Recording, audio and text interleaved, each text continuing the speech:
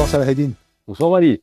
Ravi de t'accueillir à nouveau pour cet nouvel épisode où tu vas nous parler de deux points fondamentaux Ouais. qui sont quelque part un peu les piliers de l'évitement, puisqu'on a finalement trois piliers principaux.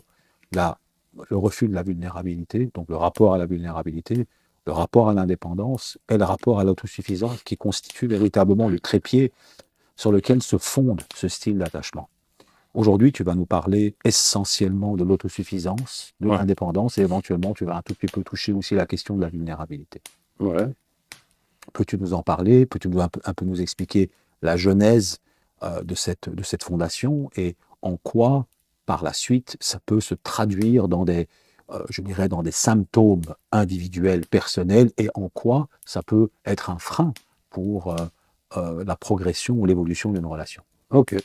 Ben pour t'expliquer ça, Mali, je vais venir sur une métaphore qui vaut ce qu'elle vaut. On va dire c'est comme un ordinateur. Un ordinateur, au demeurant, il n'y a pas de programme dedans. Donc il faut le programmer et en fonction du programme, tu auras un résultat. Ok. On fonctionne un peu de la même manière. Donc c'est-à-dire qu'on est programmé durant les premières années de notre vie et on est programmé par l'atmosphère, l'environnement dans lequel on vit. Ok. Donc l'enfant, très très tôt, je l'avais dit dans la précédente capsule, va interpréter certains événements, certaines situations. C'est des questions de perception. Et en fonction de ces perceptions, il va se créer une certaine réponse. Ok. Donc, il a un besoin de protection très fort. Un enfant a besoin de protection, il a besoin d'amour, il a besoin de validation, d'une certaine manière. Et ici, en l'occurrence, ce besoin de protection, il ne l'a pas senti, il ne s'est pas senti nourri par rapport à la réponse de son environnement. Donc, il est parti d'un postulat qu'il fallait qu'il se débrouille seul et que donc de là est parti ce rapport à l'autosuffisance. Ce rapport à l'autosuffisance. Donc il faut vraiment voir la jeunesse là, c'est-à-dire très tôt, chacun d'entre nous, on a une réponse différente par rapport aux sollicitations qu'on a dans notre environnement. Donc chez eux, ici, dans une certaine mesure, parce que les gens qui étaient censés prendre soin d'eux, très souvent le père ou la mère, les parents, n'ont pas été présents émotionnellement, que eux, ils ont construit à partir de là une image de l'autosuffisance. En fait, je ne peux dépendre de personne parce que finalement, c'est risqué pour moi de dépendre de quelqu'un. C'est cela? C'est un peu ça, tout à fait. Après, est-ce que c'est objectif, subjectif? Voilà, chacun. C'est un style d'attachement. C'est un style d'attachement. En tout cas, ce qui est sûr, c'est qu'à un moment donné, il y a une perception de l'enfant et il est parti de la croyance que les gens auxquels il était attaché, les premières personnes qui lui étaient attachées, ne pouvaient pas répondre à mes besoins de protection. C'est ça. Okay. Donc, je vais donner comme réponse le fait que je dois apprendre à me débrouiller seul pour ne pas plus me sentir vulnérable par rapport à cette situation où j'ai demandé et je n'ai pas reçu. OK? Très intéressant. Tout à fait. C'est très important parce que c'est là où... Ça va expliquer le reste. Tout à fait. Le programme se construit à ce niveau-là. Et puis, ce qui va se passer par la suite, quand un programme est installé, on va venir valider par la réalité le programme installé. C'est la force des croyances. Une fois que vous avez des croyances, vous cherchez à confirmer les croyances que vous avez sur le monde. C'est ce qu'on appelle le biais de confirmation. Okay, le biais de confirmation, c'est que je vais aller filtrer autour de moi ce qui va venir réconforter ma croyance du monde. Pourquoi? Parce que ces croyances, une fois qu'elles sont construites, elles permettent à la personne de vivre, de pouvoir créer ce qu'on appelle... fonctionnel. C'est ça, c'est un cadre de sécurité. Quand bien même ce cadre peut être complètement faux, en tout cas pour la personne, c'est important, ça lui permet de pouvoir évoluer dans son environnement, faire face aux difficultés qu'il rencontre et pouvoir donner sa réponse par rapport à ce qu'il rencontre comme difficulté. Le truc, c'est qu'à un moment donné, l'enfant, quand il est face à cette situation, il a son cortex préfrontal qui n'est pas évolué, donc c'est beaucoup le limbique qui est en train de gérer, donc on va dire la partie émotionnelle. Donc il n'y a pas vraiment, on va dire, de schéma rationnel à proprement parler, si ce n'est une émotion qu'il vit auquel il répond par une certaine réponse.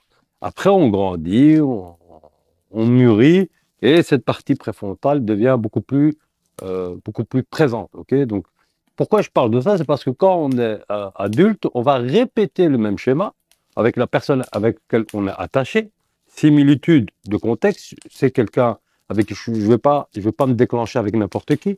Il faut que la personne ait une certaine valeur pour moi, que j'ai une certaine qui m'intéresse, et je vais aller réveiller des choses qui sont de l'ordre de ce que j'ai vécu en étant enfant. Ok. Mais c'est très intéressant ce que tu dis. Donc ça veut dire qu'en fait, paradoxalement, c'est quand ils sont attachés qu'ils s'activent, en fait. Tout à fait, tout à fait. C'est ça. C'est-à-dire qu'en fait, on est véritablement dans un paradoxe extrêmement intéressant. Ah ouais, chez les Vitans, il faut comprendre qu'il y a une incongruence entre ce qu'il fait et ce qu'il sent à l'intérieur. D'accord. Donc il y a un grand décalage. Il y a un grand décalage, tout à fait. En fait, c'est bizarre, mais il a compris que quand il était enfant, s'il s'attachait, c'était pas bon. Il fallait qu'il soit dans une logique d'autosuffisance pour ne pas souffrir, parce que cette personne auquel il a donné ce pouvoir, c'est quelqu'un à qui qu'il aimait. Donc, ça doit être une figure parentale, ou principalement, c'est une figure parentale. Ici, c'est quelqu'un d'autre, c'est quelqu'un avec qui il veut se mettre en relation. Donc, c'est quelqu'un à qui il donne un certain pouvoir aussi, puisque c'est quelqu'un qui n'est pas une personne ordinaire, c'est une personne avec qui il a des sentiments, des émotions, des choses qu'il vit et qu'il ressent à l'intérieur de lui, avec qui il veut être en relation, c'est d'être relié. C'est ce qu'il cherche. Et donc là, ici, en l'occurrence, qu'est-ce qui va se passer? Il va se passer que très tôt, une fois que c'est enclenché, une fois que c'est déclenché plutôt, une fois que c'est déclenché, il y a des mécanismes très inconscients qui vont se mettre en place et qui vont faire qu'à un moment donné, cet enfant qui était là va se réactiver. Il va se réactiver, il va remettre une distance et il va être dans cette logique d'autosuffisance. Pourquoi? Parce que, partant du principe que je risque, comme quand j'étais enfant, de me retrouver dans une situation de vulnérabilité, dans une situation où je risque d'être rejeté, où je risque que mes besoins ne soient pas... et pour pas souffrir, pour pas être dans cette souffrance, et pour, voilà, et pour aussi me protéger d'une certaine manière, je vais activer cette autosuffisance. Mais donc, je me permets de parler ici sous ton autorité, puisque j'ai aussi un tout petit peu, en tout cas, étudié le sujet. Finalement, ce serait un lien qui s'est construit, qui finalement aboutirait à une conclusion que l'attachement, c'est de la souffrance. Et donc, en fait, il faut éviter la souffrance. D'une certaine manière, c'est un peu ça, ouais, tout à fait. Parce on est dans une sorte d'instinct de conservation. On veut, voilà. En fait, de manière générale, je ne parle pas juste pour les Vitans, les personnes ont des croyances sur le monde. Okay. Le fait de remettre en cause ces croyances, c'est équivalent à une souffrance physique, en fait. C'est étudié. Donc, les gens préfèrent rester dans leurs croyances plutôt qu'adopter de nouvelles croyances. Parce que les croyances les aident à mieux vivre le monde dans lequel ils vivent. Tu veux dire qu'ils mettent en place toute une série de mécanismes de fonctionnement qui fait que la vie au quotidien puisse fonctionner, tout à fait, et que toute remise en question ou introspection pourrait être une menace pour la pérennité de cette fonctionnalité journalière. Tout à fait. Sauf que chez les gens ordinaires, cette force d'introspection, de retour réflexif sur soi, elle est possible. Pourquoi? Parce qu'il y a... C'est quelque chose qu'ils ont développé chez eux, elle est beaucoup plus difficile à activer. J'aimerais qu'on revienne sur ce point juste après avoir terminé le sujet très important que tu es en train d'aborder. Mais donc, ça veut dire ici, Salahdine, comment les Vitans combinent l'idée de la volonté d'une relation, parce que toi-même tu dis qu'il veut une relation, finalement, avec le fait que toute relation implique ce qu'on appelle une codépendance, puisqu'en fait, quand tu es en relation, tu amputes une partie de ton indépendance pour justement pouvoir répondre aux besoins de l'autre et vice-versa, avec l'idée que l'attachement, qui est finalement un peu consubstantiel ou enchevêtré dans l'idée de relation, est un danger. Donc d'un côté, je veux une relation, mais c'est un danger. Comment fait-il pour gérer cette contradiction et que se passe-t-il en lui lorsqu'il est justement dans cette contradiction? Comment il fait, justement, c'est ça la situation dans laquelle il se retrouve beaucoup, c'est qu'il met en place les mécanismes de défense en termes de détachement par rapport à la relation, de sabotage de la relation. Donc il la sabote alors. Il la sabote parce qu'il se protège, mais en faisant ça, il ne fait que amplifier la situation de malaise dans la relation. Dont tu parlais du biais de confirmation. Tout à fait. Il la sabote et quand c'est saboté, tu vois bien que ça ne marche pas. Ouais, c'est ça. Donc en fait, c'est ça, c'est vrai que c'est clairement ça. Donc chez lui, c'est très compliqué en fait. C'est pour ça que c'est très rare les personnes évitantes qui vont vraiment prendre conscience de prime abord, assez rapidement, qu'ils sont dysfonctionnels. Il y a eu tellement de couches qui ont été créées pour se protéger que chez eux, il faut aller creuser pour les ramener à la surface de leur conscience, tout le dysfonctionnement inconscient qui a été mis en place pendant des années. C'est rare l'évitant qui, de son propre chef, va venir en disant hey, j'ai un problème de dysfonctionnalité. Pourquoi? Parce que quand ça ne va pas aller avec la personne, généralement, il est dans quoi? Il est dans le biais de confirmation.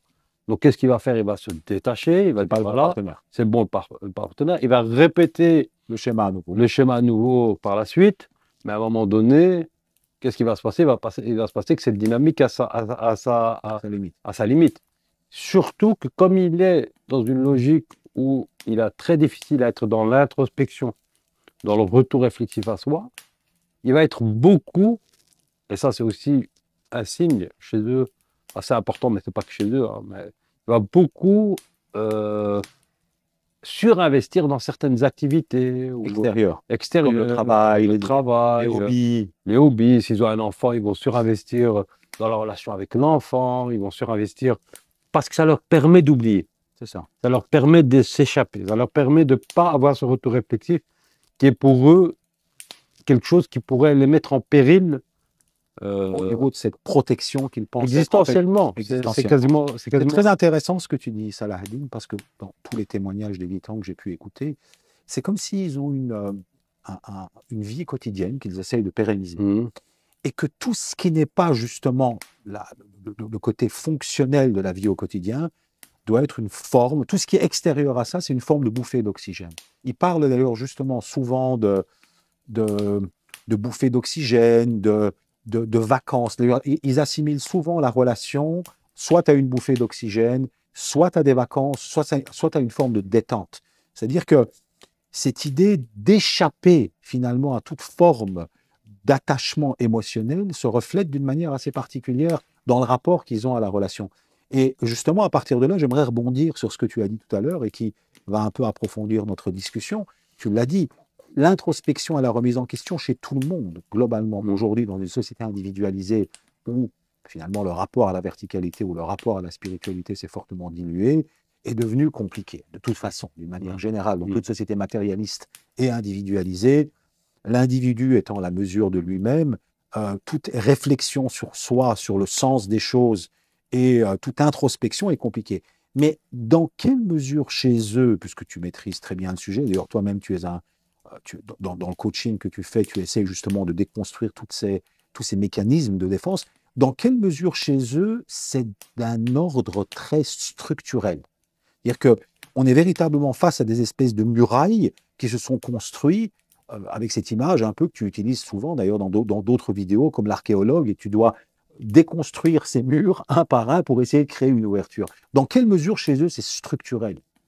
C'est structurel parce que ça a été construit très tôt, en fait, c'est primitif. Ah oui, d'accord, c'est ça. En fait, comme ça a été construit très tôt, je donne toujours l'exemple de la goutte d'eau.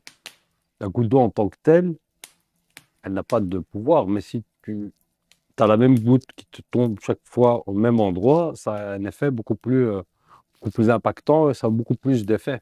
C'est comme si je fais ça, ça fait rien. Si je fais ça pendant 10 ans, j'ai un trou. C'est ça. Tu vois, c'est un peu cette métaphore-là. Donc, c'est-à-dire qu'il y a quand même quelque chose qui s'est construit et qui s'est construit avec le temps. C'est ça. Okay. Pourquoi? Parce qu'on a créé une croyance et on est venu valider ces croyances. On était chercher les informations de croyance. On a décidé inconsciemment de ne pas voir certaines réalités, de voir d'autres. On a quand même des gens qui peuvent être dans le déni de manière quand même assez importante. Donc, la programmation de départ est difficile.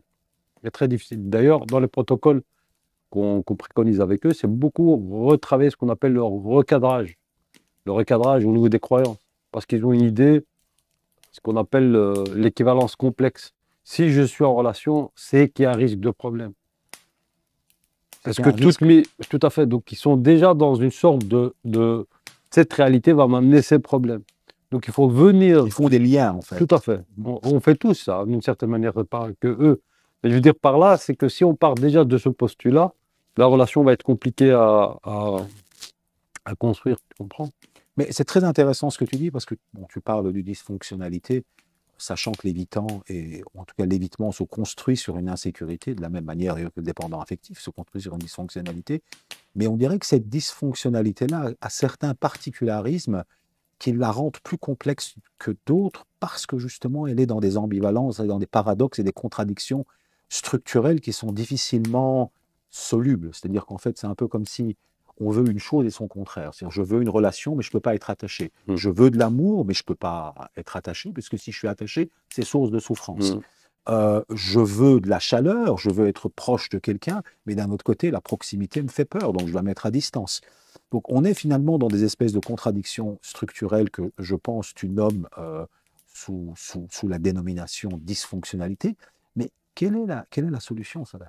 C'est-à-dire dans quelle mesure ici on peut apporter une solution aux couples, ou en tout cas aux gens qui sont en relation avec ces profils? Ok. Bon, la question, il y a plusieurs niveaux, hein. Donc, d'abord, déjà de base, il faut comprendre que la personne évitante ne va pas avoir, je le répète, cette prise de conscience naturellement. Ok, généralement, ça se fait soit c'est un choc, soit tu as plusieurs chocs consécutifs, soit tu as des problèmes de santé, etc., etc. Donc ça, On reviendra sur ces problèmes de santé. Oui. ça c'est côté évitant. Côté partenaire, effectivement, eux sont clairement des personnes qui vont vivre un grand sentiment d'inconfort dans la relation. Ça, c'est sûr. Pourquoi? Parce on est un peu déconcerté, en fait. Comme tu dis, tu investis, on a l'impression qu'on construit sur du sable mouvant. Donc, on est en train de construire une sorte de fondation, mais sur quelque chose qui n'est pas des assises solides.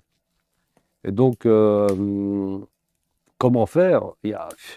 En fait, déjà, il faut prendre conscience de ce qui se passe. Donc, c'est un petit peu le but de la chaîne éveil relationnel, c'est le but de ces capsules, c'est de mettre des mots sur les mots MAUX pour que les gens prennent conscience, ok? Car ce qui ne s'exprime pas s'imprime et ça peut amener à des difficultés par la suite. Attends, ce que tu viens de dire était très intéressant. Ce qui ne s'exprime pas Ça imprime. s'imprime. C'est-à-dire qu'en fait, tu as beau être dans le déni, tu as beau ne pas penser à une chose, l'effacer finalement dans ta construction de ton récit, cet élément-là va s'imprimer sur ton corps Tout d'une à fait. manière ou d'une autre. D'où l'importance de mettre en conscience.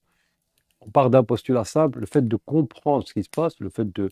Certaines personnes vont peut-être écouter ces capsules et vont se dire « Ah ouais, mais c'est ça que je vis ». S'il y a cette prise de conscience, c'est très bien, parce que c'est-à-dire qu'il y a déjà 50% du travail qui est fait. Parce que les gens ne se rendent pas compte de ce qui se passe, en fait, des mécanismes. Tout ça, ça a l'air facile, dit comme ça, mais c'est des systèmes qui se sont mis en place avec le temps, c'est complexe, et c'est pas... Voilà. Donc, il y a vraiment un enjeu à une prise de conscience. Ok. Une fois donc que la prise de conscience est là, donc soit effectivement ça vient par le partenaire qui vient en thérapie de couple presque ou en accompagnement de couple pour dire voilà, j'ai un souci avec mon partenaire, et là on essaie d'établir une sorte de diagnostic pour essayer d'identifier si c'est réellement, on est réellement dans ce qu'on appelle effectivement le profil d'attachement évitant. Dans quel cas, alors là il faut faire un travail individuel avec la personne. Mais ça se fait avec son mandat, avec son autorisation. Ça ne se fait pas sans son autorisation. Et là, il faut d'abord, créer une sorte de climat de sécurité dans lequel la personne peut bien se sentir, parce que souvent, c'est des personnes qui, durant toute leur vie, ont cherché à confirmer que je suis en insécure dans certains contextes. Ici, donc, comme c'est son partenaire, il est encore dans cette configuration-là, ou elle est encore dans cette configuration-là. Donc, il faut vraiment créer un climat de sécurité dans lequel l'enfant avec qui on parle se sent en sécurité. Et puis, deux, il faut recadrer certaines croyances, revoir certaines croyances qui peuvent aider à mieux vivre les situations dans le présent. Parce que on va revisiter certaines situations du passé pour mieux avoir un impact dans le présent. Et ça, c'est les techniques en reprogrammation neurolinguistique. Ça, c'est vraiment hyper intéressant. C'est tes spécialités, ça. Oui, tout à fait. Donc, moi, je suis maître praticien en PNL. Et en PNL, il y a vraiment des protocoles qui existent. Parce que la programmation neurolinguistique, comme son nom l'indique, c'est vraiment une reprogrammation de certaines croyances qui s'expriment par le langage. C'est ça. OK? Et donc, on va analyser les différentes croyances dont la personne est porteuse, et on va les interroger, parfois créer ce qu'on appelle de recadrage, et les inviter à revisiter certaines croyances avec, en mettant en lumière certaines ressources que les personnes ont développées, revoir certains exemples qui sont des contre-exemples qui viennent invalider, si tu veux, ses croyances de départ. Bref, c'est des protocoles qui... En fait, tu vas ici déconstruire les fondations même de l'évitant, qui finalement sont basées sur le refus de la vulnérabilité. Parce que, bon, concrètement, je suppose que quand quelqu'un n'est pas du tout vulnérable, il a une difficulté patente à exprimer ses émotions en relation. Donc, c'est-à-dire pour le partenaire, il ne sait même pas s'il est aimé ou s'il y a véritablement une relation. Une indépendance qui fait que la personne n'arrête pas de, quelque part, mettre l'accent sur le fait qu'il n'a pas besoin des gens, hein, parce que tu parlais d'autosuffisance, c'est un peu lié à l'indépendance. Donc tu viens déconstruire les fondations même de l'évitement dans l'objectif de permettre à l'évitant de devenir plus sécurisé quant à l'idée d'être attaché à quelqu'un d'autre. C'est ça que tu fais. C'est complètement ça. C'est complètement C'est complètement ça. Enfin, mais ça, il faut vraiment qu'ils prennent conscience. Parce que tu ne pourras pas faire ce travail jamais s'il n'y a pas de prise de conscience. Pour qu'on prenne des consciences, on va aller chercher des exemples de sa vie, on va l'interroger sur ces exemples de sa vie, pour que, par la maïotique, ça c'est très important, c'est des questions ouvertes qu'on va poser à la personne, et il va aller chercher lui-même la réponse. Pourquoi? Parce qu'on ne veut pas aller lui donner la réponse, il faut que ça vienne de lui, il faut que ça couche de lui. C'est ça. Donc à partir du moment où ça couche de lui, la prise de conscience est beaucoup plus aiguë. Bien sûr. Ah, c'est vrai que je n'avais pas vu. Après, comme tu l'as dit là tout à l'heure, c'est comme un archéologue. Là, j'ai fait une partie du travail. Une partie du travail. Jusqu'à ce qu'à un moment donné, il y a un petit endroit par lequel la lumière passe. Et cette lumière, cet endroit est assez suffisant pour pouvoir éclairer un endroit qui est sombre, dans lequel on s'est enfermé pendant des années, des années, des années. Et c'est parfois ça qui va permettre à la personne de se dire, waouh, il faut que je me donne la permission aujourd'hui, en tant qu'adulte, de me donner une autre réponse possible que celle que j'ai adoptée quand j'étais enfant. Mais ça vient en fin de... À quel moment viendrait-il, théoriquement, on va dire, consulter, te voir, à partir du moment où pour eux, ben, ils sont dans un schéma répétitif où ben, quand ça ne fonctionne pas avec quelqu'un, ils disent que ce n'est pas la bonne personne. Donc ils pensent toujours que le problème vient de l'extérieur. Ils ne s'interrogent jamais eux-mêmes sur ce mode de fonctionnement. Donc pourquoi viendraient-ils te consulter? Ah non, mais je l'ai dit là tout à l'heure, ça vient très, très difficilement d'eux. C'est ça. Donc Okay. c'est un profil extrêmement récalcitrant. Récalcitrant. Donc déjà, s'il y a des gens qui juste par ce qu'on dit ici se reconnaissent, bah, c'est déjà super. Parce que c'est-à-dire que déjà là, il y a une prise de conscience d'un fonctionnement qui est dysfonctionnel. Déjà là, c'est déjà un premier pas. Mais d'ailleurs, je pense... Si après, ils prennent eux le pas de venir dire, tiens, je vais aller voir un coach, un thérapeute, pour pouvoir discuter de ce qui pose problème dans ma relation et de ce que je pourrais faire différemment pour que ça aille mieux. Alors là, on est déjà dans un autre niveau. Alors là, il nous mandate et avec le mandat, effectivement, on travaille selon des process dans le coaching. Mais je crois que bientôt, tu feras une capsule, en tout cas, tu en avais parlé, tu vas bientôt faire une capsule sur justement les signes qui définissent les styles d'attachement. Donc, tu vas faire une capsule pour le dépendant, pour l'anxieux préoccupé, pour l'évitant. Et tu as parlé ici donc des trois piliers, c'est-à-dire le refus de la vulnérabilité, l'hyper-indépendance, l'autosuffisance. Ensuite, tu avais aussi éventuellement évoqué la question de la construction du récit, le déni de réalité, le fait de trouver des défauts à tous leurs partenaires, la distance émotionnelle et la dissociation de soi comme étant finalement quelques marqueurs du style d'attachement évitant. Mais une question qui est très importante, Salaheddine, c'est une dissociation de soi qui leur permet de fonctionner au quotidien et de justement mettre de côté ce qu'ils ne veulent pas explorer. Comment est-ce que ça va aller s'exprimer sur le corps? Comment est-ce que le corps va réagir quand tu es en dissociation permanente et tu es dans un déni de réalité très souvent? Comment est-ce que le corps va réagir par rapport à ça? Ok. C'est une question très intéressante, Mali, vraiment très intéressante, parce qu'en fait, chez eux, il y a même intérêt à faire parler le corps plus que le cerveau. Ah oui. Oui, tout à fait. Parce que le cerveau va beaucoup rationaliser. On est dans un mécanisme de défense très fort chez eux, le déni, la dissociation et la rationalisation. Okay.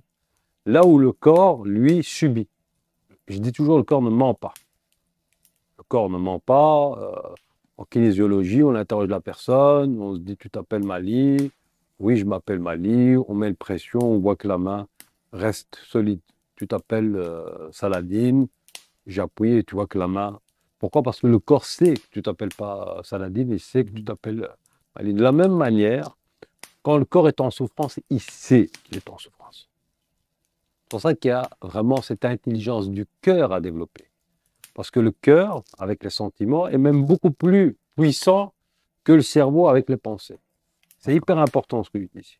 Donc il y a vraiment ce qu'on appelle l'intelligence quantique du cœur, qui est Une forme de connaissance. une forme de connaissance, qui est de venir se reconnecter de plus en plus à ce que je vis au niveau de mes sensations, au niveau de mes émotions, au niveau de mes sentiments, au niveau de mon ressenti, et venir interroger ça. Parce que dans tous les cas, comme je l'ai dit, ce qui ne s'imprime pas s'exprime, et ce que tu fouilles te suit. C'est-à-dire qu'à un moment donné, quoi qu'il arrive, si tu veux pas voir ça, le corps, lui, à un moment donné, va prendre le dessus, Il va t'obliger à le il va t'obliger. Et d'ailleurs, chez ces personnes, pas que chez elles, mais principalement chez elles, il peut y avoir même une forme de déni, même par rapport à des souffrances physiques qui sont des souffrances. Ils ont un seuil de douleur qui est très haut. Tout à fait. C'est-à-dire pourquoi? Parce que là aussi, Ils sont dans le déni. qu'est-ce qui est sous-entendu? Pourquoi ils font ça, Mali?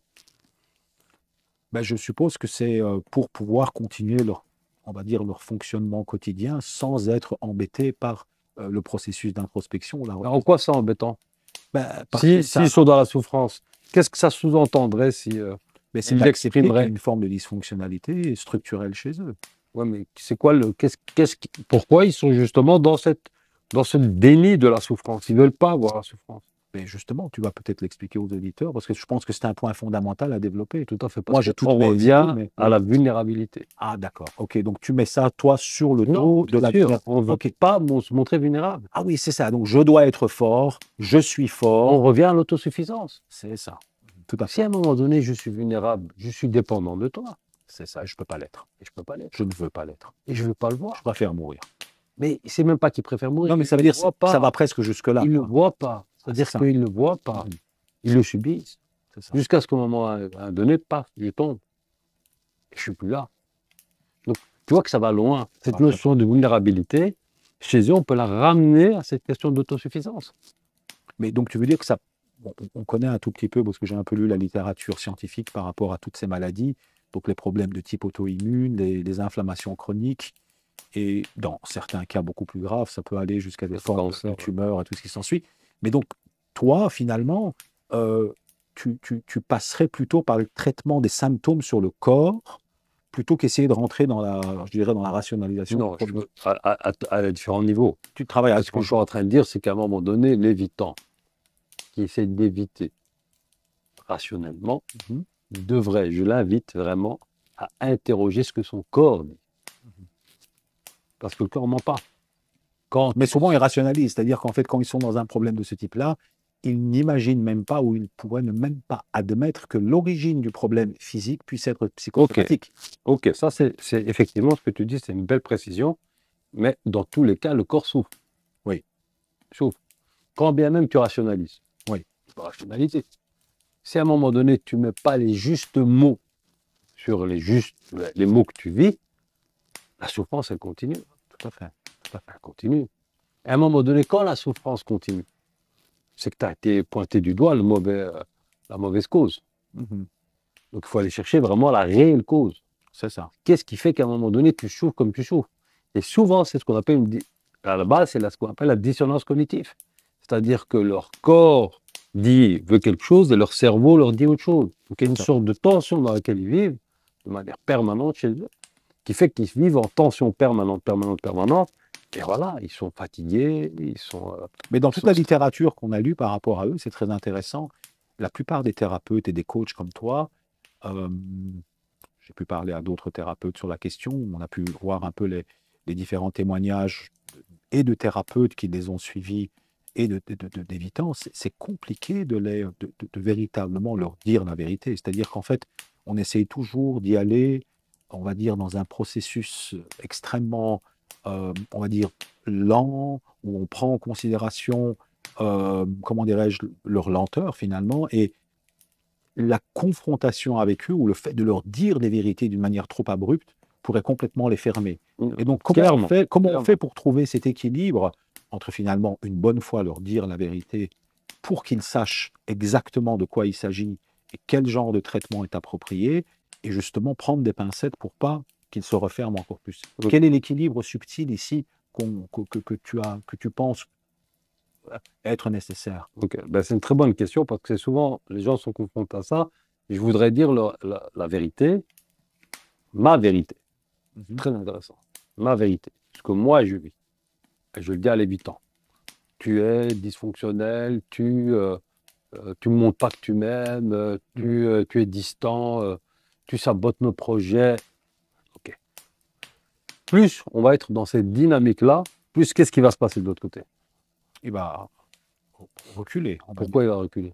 Mais parce que ça va mettre au grand jour, finalement, euh, quelque part, le côté dysfonctionnel en relation, en tout cas, parce que bon, ils sont pas nécessairement du tout dysfonctionnels pour d'autres pans de leur vie, Ouais, ouais, côté tout à fait. professionnel, Mhm. l'éducation, même dans l'amitié, Mhm. enfin, en tout cas, si c'est pas une personnalité de type évitante, et c'est juste quelqu'un qui a un style d'attachement évitant, ils peuvent être parfaitement fonctionnels et normal par rapport à tout le reste. Ils peuvent même être très bons dans leur travail. En général, d'ailleurs, ils sont très bons dans le travail parce qu'ils sont très dévoués, ils sont très motivés dans leur travail.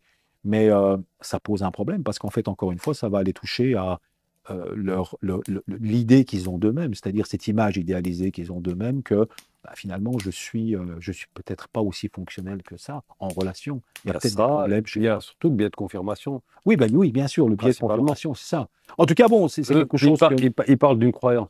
Il parle d'une croyance que à partir du moment où je suis attaché, mes besoins, je ne peux pas les mettre au détriment d'autres parce qu'ils risquent de me rejeter, de Tout à m'abandonner. fait, tout à fait, tout à fait. Toi, tu développes, moi, je vais te dire la vérité, c'est comme ça, c'est comme ça, c'est comme ça, c'est comme ça. Et ça vient de toi. C'est toi qui lui dis. C'est ça. L'enjeu ici, et c'est très intéressant, cette question, c'est que ça vient d'eux. Et parfois, je l'ai dit dans la précédente vidéo, on a ce qu'on appelle les positions perceptuelles. Parfois, certaines personnes, dans certains protocoles, ils ne comprennent pas ce que l'autre vit. Et parfois, par exemple, moi, je ne comprends pas ce que tu vis, toi, Mali. Et bien, ce que je peux m'inviter à faire, c'est me mettre à ta place physiquement ici, et je vais m'imaginer être Mali en train de vivre ce qu'il est en train de vivre. C'est d'ailleurs une technique thérapeutique. Tout à fait. Oui. Ce qu'on appelle la position perceptuelle en PNL. On se met à la place de l'autre, et le fait de faire cet exercice même de manière spatiale, c'est-à-dire de venir et prendre la place de l'autre, de s'inhiber de son énergie, de sa position, de ses pensées, de son sentiment, de ses émotions, font parfois prendre conscience à la personne. Ah, mais c'est vrai, ça ne doit pas être agréable à vivre en réalité. Ah, c'est vrai que si je suis à la place de Malik, je vis ce qu'il vit, il y a quand même des choses qui sont inconfortables à vivre. Oui, c'est très, très intéressant ce que tu dis. C'est très intéressant. Tu vois un peu la différence? Bien sûr. La différence, c'est que quand tu as le tu qui tue, ça tue. C'est-à-dire que, Ça ne et je fonctionne l'ai pas. dit dans la première vidéo, la technique de la communication non violente, elle a comme principal atout le fait qu'elle conscientise l'autre dans son rôle et dans la responsabilité. Je.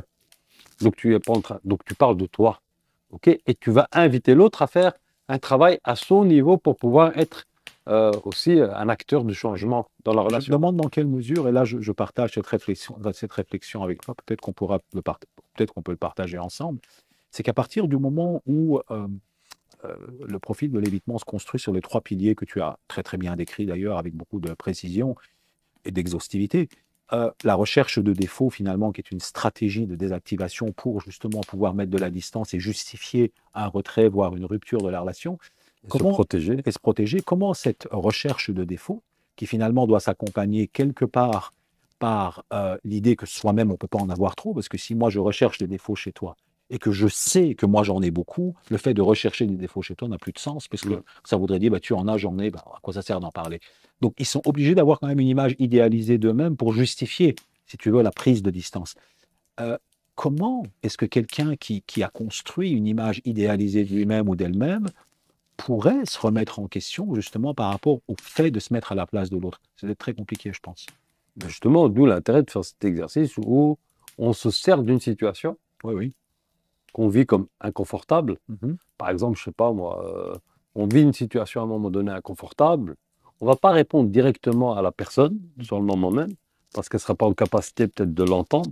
sur le moment même et le voir comme une attaque, mais on va profiter que cette personne se retrouve quasiment dans parfois une situation analogue pour lui faire ce qu'elle nous a fait, entre guillemets, mais pas dans le but de la nuire, dans le but de la conscientiser, de lui faire vivre l'inconfort qu'on a vécu.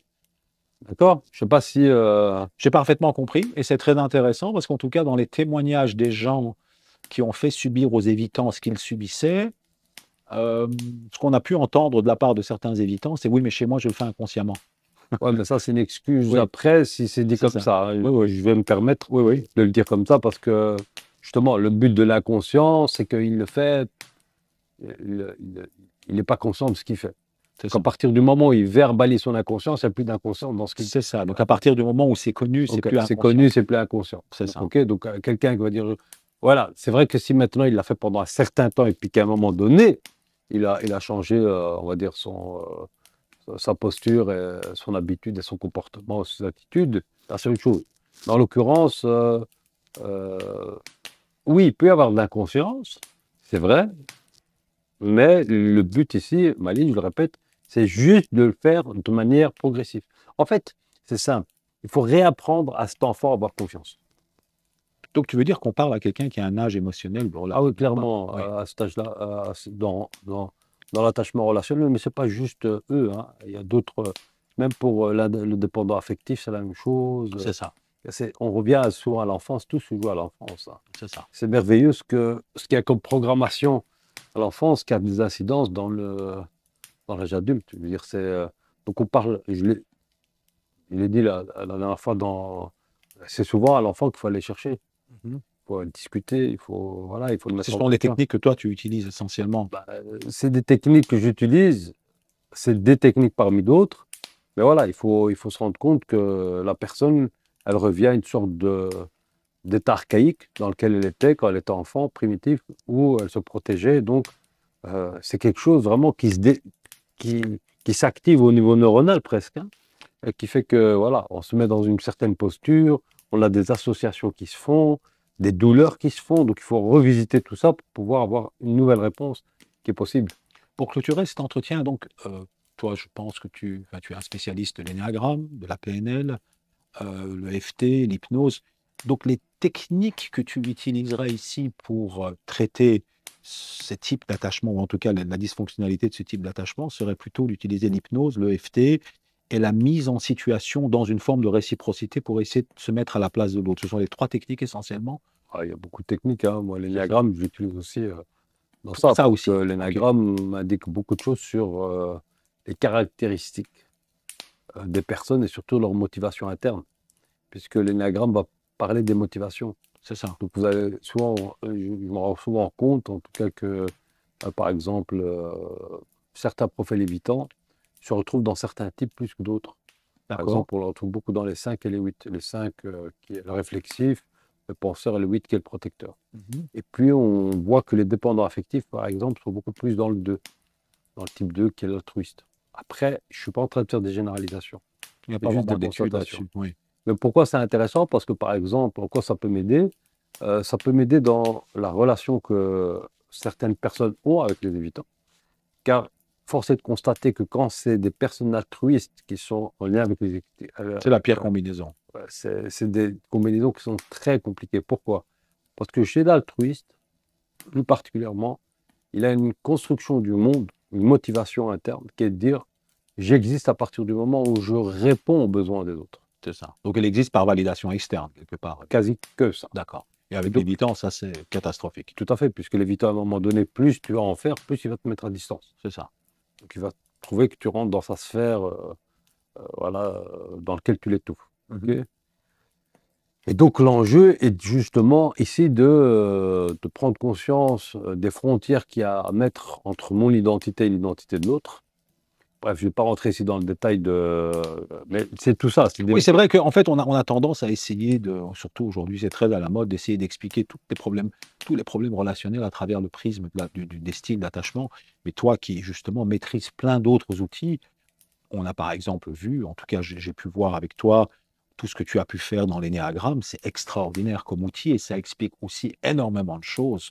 Donc, au niveau justement des compatibilités de profil. ce qui est très intéressant, c'est que maintenant que toi, tu maîtrises maintenant l'énéagramme, tu maîtrises aussi la théorie de l'attachement, tu peux avoir une cartographie extrêmement précise finalement des profils avec tout ça. Parce que tu travailles en entreprise, tu travailles en couple, tu fais de Ok, l'individuel, tu fais tout. ok. Je ne maîtrise pas l'énéagramme à Non, mais tu 100%. le fais. Je veux dire, J'ai oui, fait, c'est un outil que j'utilise beaucoup et on le découvre chaque jour. c'est ça. Effectivement, moi j'utilise l'énéagramme beaucoup Même en en entreprise, entreprise, oui, c'est ça. principalement en entreprise parce que Et pour le couple, c'est très bien aussi. c'est merveilleux pour le coup. C'est ça. C'est merveilleux. Cet outil est d'une Précision. Oui, oui, c'est ça. puissance Phénoménal. qui est impressionnante. Tout à fait. Moi, j'ai été formé à l'énéagramme, j'étais formé au MBTI, j'étais formé à la processcope. C'est trois techniques de profilage dans lesquelles j'ai vraiment pris le temps de me développer.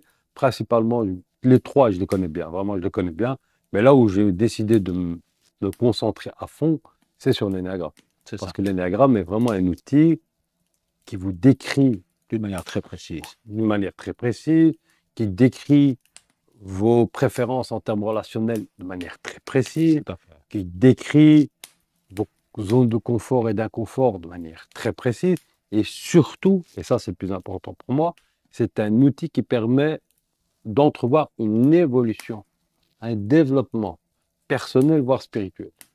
Donc c'est vraiment un outil magnifique, puisque ça vous permet de savoir que quand vous êtes en désintégration dans votre situation de stress, qu'est-ce qui peut vous mettre dans cette situation de stress et comment vous êtes quand vous êtes en situation de stress et quand vous êtes dans une situation, on va dire, de confort, d'intégration, C'est ça.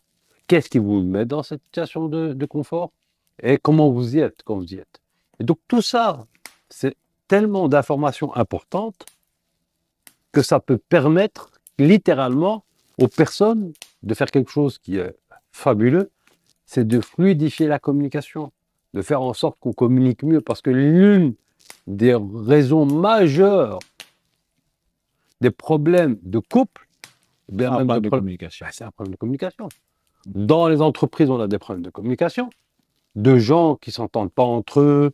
Et alors, on est dans de la mécommunication. Et plus il y a de mécommunication, plus il y a de dysfonctionnalité, plus l'entreprise se retrouve en train de chuter. Pareil pour le couple. Idem pour le couple. On a des êtres humains. Moi, je dis toujours, on peut s'occuper de la voiture comme on peut s'occuper du conducteur. Mais je préfère d'abord m'occuper du conducteur. C'est ça. Parce que, voilà, c'est ce qui va me permettre de mieux... Mais quand tu as découvert justement cette théorie de l'attachement, parce que tu ne l'utilisais en tout cas pas avant, et ça fait maintenant un certain nombre de temps que tu l'utilises, que tu l'as étudié, qu'est-ce qui t'a le plus frappé justement dans la théorie de l'attachement, et justement la question de l'évitant qu'on est en train aujourd'hui d'aborder d'une manière relativement exhaustive, on essaie un peu d'analyser tous les angles inexplorés. Qu'est-ce qui t'a le plus touché et frappé quand tu as étudié le profil? Alors moi, ce qui m'a le plus touché, Mali, vraiment, c'est à quel point la psychologie humaine est passionnante. Oui, Vraiment, elle est passionnante. tout à fait. Parce que chez l'évitant, il y a une sorte de déconnexion par rapport à la réalité. Oui, Scotomisation, on appelle ça en psychologie. c'est Le fait fabuleux. de Oui. mettre dans l'inconscient certaines informations, certaines informations qu'on ne veut pas voir ou qu'on ne veut plus voir, Oui, oui. mais de manière Violente, hein. de manière violente. On appuie sur un Manière bouton, on veut violente. passer une partie de la réalité. À quel point aussi, et là je parle aux parents, il est important de faire attention à certaines choses, à certains aspects, à comment on nourrit de manière affective nos enfants. Car ces 7 premières années, elles sont fondamentales dans ce qui va devenir la personnalité de l'enfant.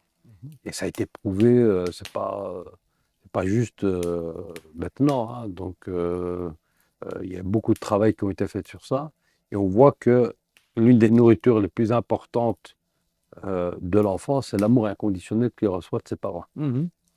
Et ça, malheureusement, quand on grandit dans des familles où il y a de la dysfonctionnalité ou des choses qui sont considérées comme telles, eh ben, on a des personnes qui vont développer ce style d'attachement évitant et qui vont malheureusement par la suite souffrir puisqu'ils vont porter avec eux, on va dire, une tare, puisque ce n'est pas forcément quelque chose de sain, ce qui est proposé comme réponse à la relation et qui va les faire souffrir. Voilà, on va avoir de plus en plus de divorces, on va voir de plus en plus de personnes. Parce qu'en fait, ce qu'il y a aussi, hein, mais ça, tu en as déjà discuté dans d'autres capsules, c'est qu'on est dans une société où le style d'attachement évitant trouve un terreau favorable Tout à à son fait. expression. Hein. Tout à fait, tout à fait, tout à fait. Ouais, donc, mais là, c'est un autre sujet, on va C'est pas. un autre sujet qu'on pourra éventuellement avoir un autre débat qui est pour moi une question fondamentale et on abordera cette question. En tout cas, Salahuddin, c'était un plaisir de Plaisir t'accueillir partagé, Mali. et franchement, on attend, euh, euh, on attend avec impatience la prochaine émission et les prochains thèmes que tu vas développer sur le sujet. Avec plaisir. Je te remercie beaucoup pour C'est cette moi qui te remercie, Mali.